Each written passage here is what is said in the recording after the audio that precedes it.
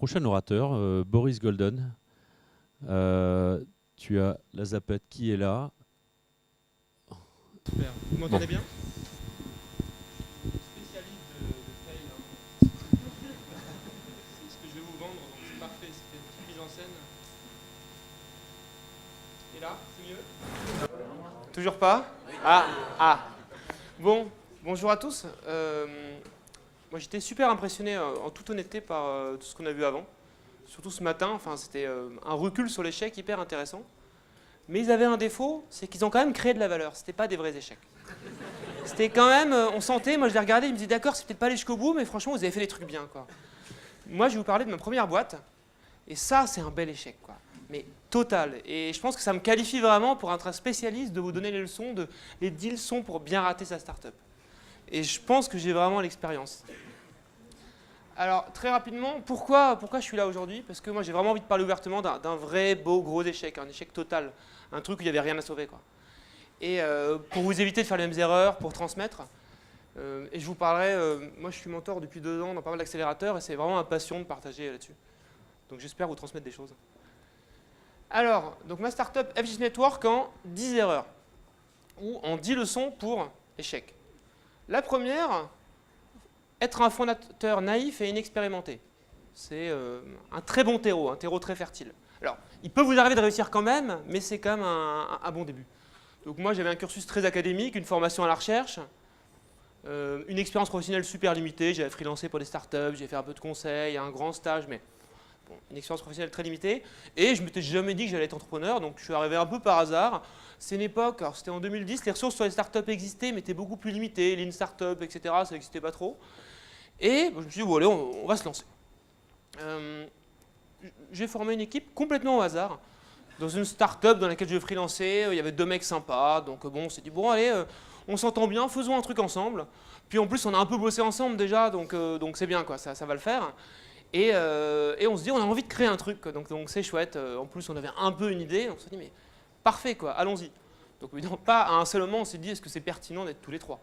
On trouvait ça sympa, on se dit, ah, c'est bien, on va faire un truc. Moi, je ne savais même pas ce que ça voulait dire être entrepreneur. Je ne savais même pas ce que c'était qu'une marge, enfin, je connaissais vraiment rien, quoi. Je me suis dit, bah, allons-y, quoi, c'est super. Alors, le conseil primordial, c'est vraiment celui-là, c'est celui-là qu'il faut suivre. Donc, trouvez votre idée en brainstormant. C'est-à-dire qu'il ne faut surtout pas aller à l'extérieur, voir des vrais problèmes et essayer de les adresser. Ce qu'il faut faire, c'est se mettre autour d'une table et se dire, bon, alors, on avait un modèle attirant qui était le réseau d'experts consultable à la demande en B2B. L'idée, elle est simple, avec des réseaux aujourd'hui comme LinkedIn, Viadeo, etc. Vous avez plein de professionnels accessibles dans le monde entier en ligne. Vous vous dites, bah, pour n'importe quelle problématique business, finalement, c'est facile de trouver un mec qui pourra répondre. Et je fais une plateforme dans laquelle je peux le consulter, c'est facturé. Et après, bon, le modèle est séduisant. Il y a des modèles qui marchent comme ça. On voulait l'industrialiser et le SaaSifier, le rendre en modèle SaaS, en ligne, etc. Puis on s'est dit, bon, à quoi on pourrait appliquer ça? Moi, j'ai entendu un truc, il faut verticaliser. Il faut choisir une verticale. Bah, choisissons une verticale. Donc, 2 heures de brainstorm, puis un de mes cofondateurs dit, oh, l'export vers les pays émergents. Génial. Génial, ça se raconte bien, parce qu'en plus, tu vas chercher le mec au bout du monde, c'est impossible à trouver par toi-même, génial. Donc on se dit, bah banco, on va prendre celle-là, quoi. Donc là, ça ne vous aura pas échappé, on n'a pas une seule seconde parlé à un mec qui a des problématiques d'export. Hein. Les 6 mois suivants, on n'avait toujours pas parlé à un mec qui avait des problématiques d'export. Donc, brainstormer, c'est vraiment une clé assez fondamentale de l'échec, et je vous invite vraiment à la suivre. Hein. Alors, ensuite, mais ça ne s'arrête pas là, parce que là, encore une fois, si vous aviez la bonne méthode, après, vous pourriez arriver à un truc qui marche. Donc, il ne faut pas s'arrêter là. Étape 4, vous commencez surtout pas à vous poser des questions de produit, etc. Vous commencez par le truc glamour. Comment je vais appeler ma société? Quel titre on va se donner? Allez, les cartes de visite et les adresses mail. Et on va créer la société. Donc, alors, on avait comme titre vice-président. J'ai donné ma carte de visite une fois. Le gars m'a dit, c'est quoi vice-président? Je l'ai regardé. Et après, je n'ai plus donné ma carte de visite parce que je me suis rendu compte que ça voulait rien dire. Donc ça, c'est aussi pas mal. Passer vraiment du temps sur les sujets glamour, sexy, networker, etc. Bah, tu fais quoi? Bah, je fais une boîte, machin. On ne sait pas trop ce qu'elle fait, mais... Et on peut perdre plein de temps comme ça. Mais c'est tellement plus facile. Ensuite, ça aussi, très important. Pensez le projet entre nous, hein, entre 4 murs, dans les bureaux. Donc, le jus de cerveau, moi, que j'ai mis sur cette aventure, il est incroyable. Mais je pondais des trucs, je me disais, putain, waouh, c'est hyper satisfaisant intellectuellement, quoi. Qu'est-ce que ce modèle, il est smart, ça servait à rien. Mais franchement, c'était des trucs de ce genre-là. Et vraiment, vraiment des trucs qui ont du sens. Quand on se les raconte, on se dit, putain, j'ai bien formalisé l'idée, là, c'est vraiment... c'était peut-être mon background de chercheur. Hein. Vraiment, c'est satisfaisant. On en sort, on se dit, putain, qu'est-ce qu'on a été productif. Et des trucs comme ça, j'en ai, je peux vous en montrer 100, quoi. Des dessins au tableau, etc. Et vraiment, c'est ce reward immédiat, quoi, cette satisfaction. Quand vous allez parler aux gens de votre idée, ils disent, monsieur bizarre, je comprends pas pourquoi ça n'existe pas, etc. Là, au moins, on se sent intelligent, quoi. Donc on en faisait beaucoup, des trucs comme ça. Et moi, j'avais l'impression qu'on avançait vachement. Alors, ensuite, la conséquence un peu logique de ça, c'est de donner trop d'importance au business plan. Bien sûr. On se dit, bah, finalement, ce qui est important à un moment, c'est de mettre tout ça, de coucher ça sur papier. Donc qu'est-ce qu'on fait? On fait 30 pages bien réfléchies avec tous les beaux schémas, des projections financières, une évaluation de la taille du marché. En plus, il est pourri le marché, hein. 30 millions, c'est tout petit. Mais quand on n'y connaît rien, on se dit 30 millions, ouais, c'est super, quoi. Enfin, on va prendre 10% de ça dans 2 ans, donc on fera 3 millions, enfin, génial. Et donc, on met plein de jus de cerveau, encore une fois, à pondre un business plan. Et tous ensemble, hein. Ça veut dire il n'y en a pas un qui va avoir les clients pendant ce temps-là, on n'a toujours pas de clients, on n'a toujours pas vraiment de produits, mais on a un VP. Donc ça, c'est pas mal. Si vous en arrivez jusque-là, déjà, vos chances d'échec montent pas mal. Mais je vous ai parlé de 10 trucs, ça ne vous aura pas échappé. Donc le BP, bien sûr, un beau plan, 27 pages, des beaux Excel. Alors, concevoir directement le produit final. Le MVP, à l'époque, ça n'existait presque pas, je ne suis même pas sûr que ça existait, le mot MVP. Donc bah, on a pensé la plateforme au bout, donc on a fait des mock-ups. Hein. Alors là, les mock-ups sont pourris, hein, mais voilà, déjà, alors par exemple, ça ne vous échappera pas qu'ici, il y a l'historique des consultations de l'expert, donc on n'a pas d'expert. On n'a aucune consultation, on a déjà prévu la manière dont on affichera les consultations dans les 3 derniers mois, 6 derniers mois, 12 derniers mois, et depuis le début. Enfin, que des trucs comme ça. Donc, on pense tout le produit, on ne se pense pas un petit morceau du produit, on pense tout le produit. Et comme évidemment, on était 3 personnes, moi j'avais un master d'informatique, mais théorique, donc je ne savais pas coder. Donc on s'est dit, bon, on va externaliser le développement. De toute façon, on est une plateforme, la valeur ajoutée, c'est le service, c'est le savoir-faire métier, blablabla. Donc on va externaliser le développement. Avec des avantages conséquents, un coût significatif, ce qui vous permet comme ça de vider la trésorerie rapidement. Une rupture entre conception et exécution, comme ça on pond un truc et après ceux qui réalisent, c'est pas vous. Et donc bien sûr, une itération complexe et chère.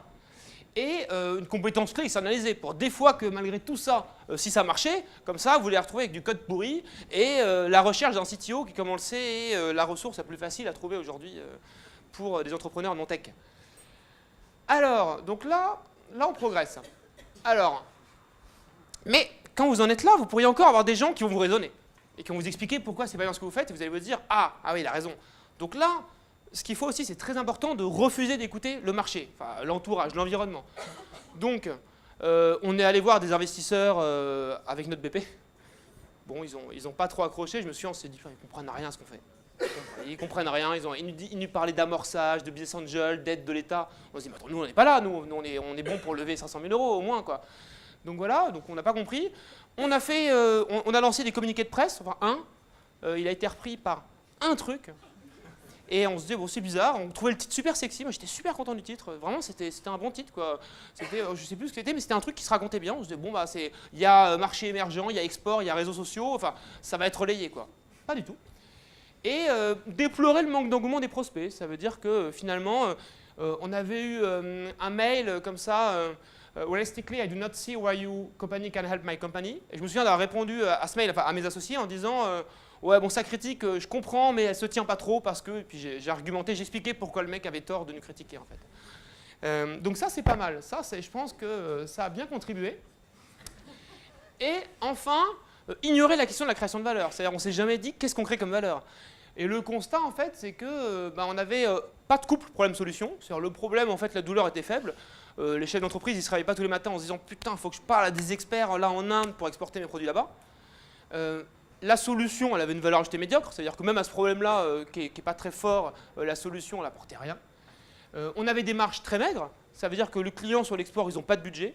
Un gars nous expliquait du Bifrance, mais même les trucs pour 70 € par an, il y a plein de clients qui radinent. Donc bon, vous imaginez facturer des heures d'experts, c'est pas 70 € par an. Hein. Et on avait une production très coûteuse, parce qu'évidemment, nous, il y avait beaucoup de travail manuel pour qualifier les experts, puis l'expert, il faut le payer. Enfin, donc c'était un modèle, quand je dis marge très faible, très maigre, je pense que c'est marge négative très forte, en fait. Mais, et des perspectives de croissance très limitées, puisqu'on a un tout petit marché, et qu'en plus, notre truc est absolument pas scalable. Donc c'est vrai que, à un moment, j'ai réalisé ça, en fait. Donc j'avais fait des beaux schémas, hein, je veux dire, donc magnifique. Et je me suis dit, merde, quand même, là, je crois qu'on a un problème. Je crois qu'on a un problème. Effectivement, on avait un problème. Et l'épilogue de ça, c'est qu'en fait, on a vu un gars du Bifrance un jour, et ces 6 points-là, grosso modo, en 2 heures de conversation, ils avaient identifié. Il nous a dit tac, tac, tac. Et je me suis dit, tiens, c'est marrant quand même. Après un an de trucs, c'est ce que je me disais, c'était les problèmes. Donc si lui, il les voit en 2 heures, c'est peut-être que c'est des vrais problèmes. Et donc, en 24 heures, on a tout arrêté.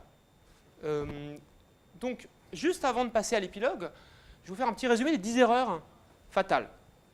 Se lancer sans expérience. Encore une fois, ça ne veut pas dire qu'il y a plein de gens qui sont sans expérience, mais c'est quand même, ça ne rend pas les choses faciles. Constituer une équipe peu pertinente. Quand vous avez 3 mecs qui ont fait une école de commerce qui vous expliquent qu'ils vont faire un super algo de reco en embauchant un tech et puis peut-être un PhD, c'est mal parti. De même, quand vous avez 3 PhD de Stanford en machine learning qui vous expliquent qu'ils vont faire une marketplace de vente pure B2B sans aucun algo, vous dites, bon, est-ce que vous êtes les meilleurs pour le faire? Trouver une idée sans fondement. Ça, celle-là, je pense qu'elle n'est pas à démontrer. Mettre trop d'énergie sur des chiffres futiles. Le BP, les trucs glamour, les cartes de visite, etc. S'isoler systématiquement pour réfléchir. On a besoin de calme, il ne faudrait pas parler aux gens, ça va perturber le flow, donc on va se mettre entre 4 murs. Et c'est vrai que c'est plus agréable.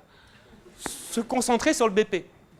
Définir un but sans trajectoire, surtout pour le produit, se dire bah, c'est là qu'on veut être, mais surtout pas penser des itérations, surtout directement penser et concevoir le produit final. Externaliser les compétences clés, c'est pas mal aussi. Ignorer les feedbacks négatifs, parce que les feedbacks positifs, bien sûr, même s'il y en a 1%, vous les retenez bien, ceux-là, il n'y a pas de souci. Et oublier de créer de la valeur. C'est vraiment de se dire, mais finalement, notre driver, c'est de créer de la valeur, et on l'oublie complètement. L'épilogue de ça, c'est qu'en 24 heures, on a arrêté. C'est-à-dire, quand on a réalisé ça, c'était, j'en parlais à midi avec quelqu'un, c'est de se dire, mais en fait, c'est super facile. Quand vous avez rien à garder, c'est pas en disant, putain, mon modèle, il est bien, mais il y a ce truc fondamental qui va pas. Et non, c'est là, vous dites, mais en fait, c'est très bien, c'était pourri de A à Z. Donc, ça a 2 avantages. Le premier, c'est que, franchement, vous n'avez aucun regret pour arrêter. Vous ne dites pas, ah, peut-être que non, là, il n'y a plus de pivot, il n'y a rien. C'est juste, tout est acheté.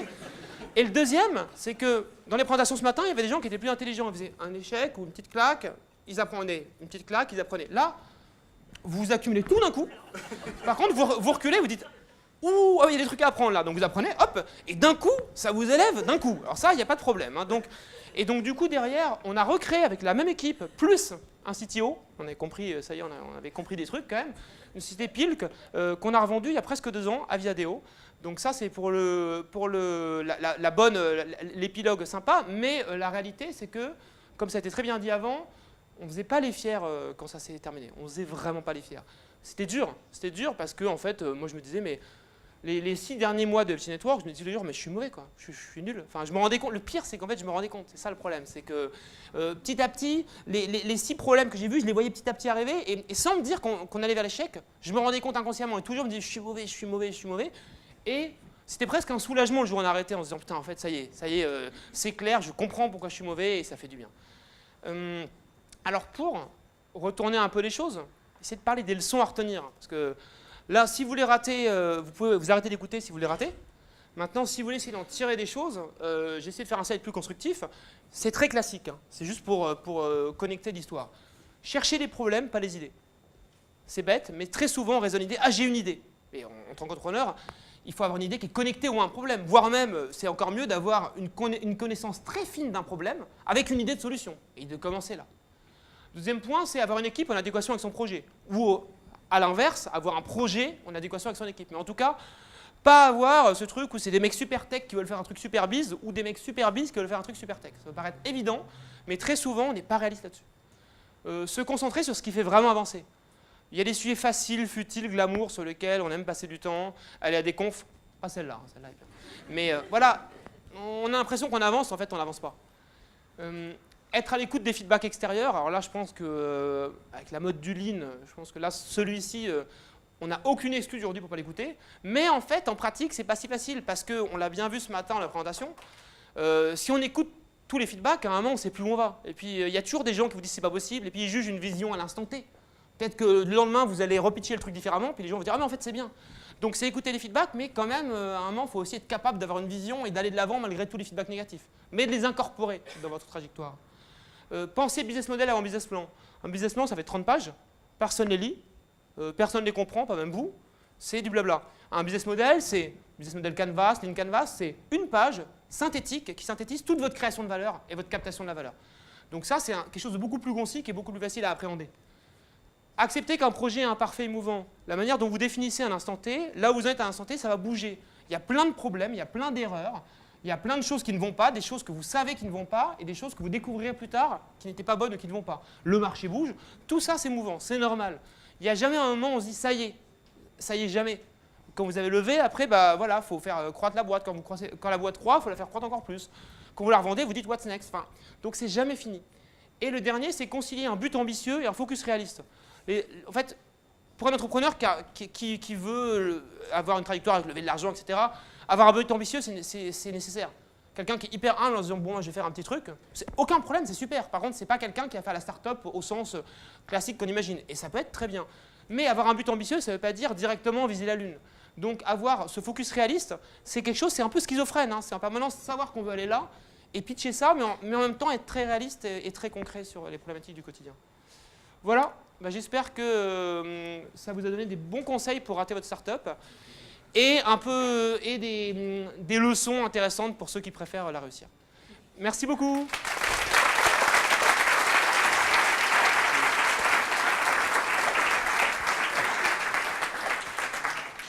Qui veut rater ses startups? Sébastien, levez la main. Ouais, donc du coup, sur la création de la seconde société, vous avez commencé par faire le bilan, je suppose, du premier échec. Et vous avez sans doute essayé de ne pas refaire les mêmes erreurs. Comment vous y êtes pris du coup Alors effectivement, on a essayé de ne pas refaire les mêmes erreurs, mais en fait, ça s'est fait, je pense, assez naturellement parce que quand tu as une telle failure, quand tu passes un an à faire un truc aussi mauvais, en fait, il y a des trucs qui rentrent, quoi. Vraiment, non mais je le dis en rigolant, mais c'est vrai, il y a des trucs qui rentrent. Et en fait, ce que j'ai pas dit, c'est que Pilk, en fait, on s'est attaché à un tout petit bout de la chaîne de valeur de ce qu'on faisait. Ce qu'on faisait, c'était grosso modo, on cherchait des experts pertinents pour un besoin métier, puis on organisait des consultations avec une plateforme qui n'a jamais marché, qui sous-tend tout le process derrière. Et en fait, dans toute cette partie-là, il y a une partie qui était chercher des experts. On s'est rendu compte en utilisant Viadeo ou LinkedIn que ça prenait vachement de temps et que c'était super compliqué de chercher des profils donnés. Et en fait, c'est ça qui nous a donné l'idée de créer Pile, qui était une application de productivité pour les chasseurs de tête, les recruteurs, business développement, sales, entrepreneurs, qui cherchent des gens à un moment donné sur un besoin spécifique. Et donc, du coup, on est parti non seulement avec une démarche bien meilleure, mais en plus avec, non plus une idée, mais un problème qu'on avait eu nous-mêmes et qu'on avait commencé à résoudre nous-mêmes en bidouillant une petite application, etc. Donc, c'était même pas un pivot, c'est pas un pivot, c'est un restart total, mais on est parti sur des bases beaucoup plus saines. Mais avec d'autres problèmes quand même, hein. Heureusement, sinon on s'ennuierait presque. Un de tes fails, c'était d'avoir constitué ton équipe un petit peu au hasard. Et pourtant, semble-t-il, sur ton deuxième projet, tu es reparti sur la même équipe. Alors oui, ça c'est une question délicate. C'était pas la meilleure équipe pour faire le projet. Il y a un des cofondateurs qui est parti quelques mois plus tard. Donc c'était compliqué. C'était compliqué parce qu'effectivement, c'est très pertinent. C'était une équipe déjà qui était plus adaptée au deuxième projet, et malgré tout, on n'était pas la parfaite équipe, et cette erreur-là, historiquement, on l'a reperpétrée dans le deuxième, on n'avait pas le choix. Mais du coup, il y a une personne qui est partie avant la fin. Effectivement. Merci. Merci beaucoup.